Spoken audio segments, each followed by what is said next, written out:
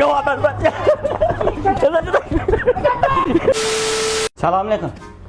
Pazar olsun. Selamünaleyküm. Hoş geldiniz. Daha güzel eynəklərim var. Hayırım, düzgün var. Mən bir səndən bir düzgün istəyirəm. Mən səni şöhrət eləyəm xanavada.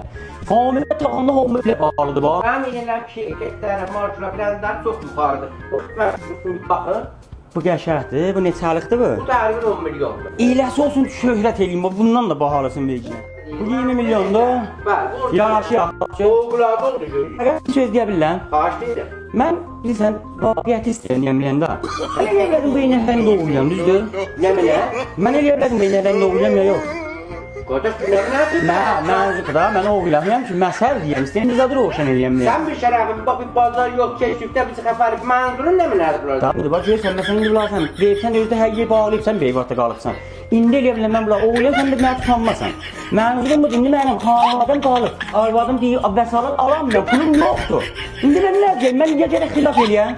Sizlər maşallah pullu, biz də Bunlar da adı rəhmət yine oldu, bizde yeri yoktu, bir sütten akşama Allah'a 5 kır, yüzden Gedəm nələrə bax, pulum yoxdur. Mən qalmışam.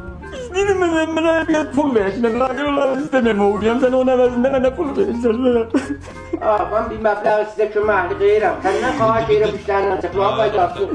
Səbən bir sənə köməkli. Əllərin ağrımasın da biz. Şuranın sağında. Ulan 20 milyon idi daha, Bəli. Daha mən peşman oldum, mənim zatımda elə ovuçuluq var. Yox, mən.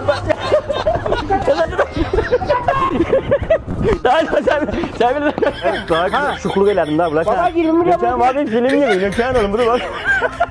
Baba ne kimi qadağını alın? Tayyip Bey, ben videoyu kadağını alıp gideceğim. Baba sen akşamda bir gözümüzü patlattın. Bu ne ben namat? Dedim bir külak da.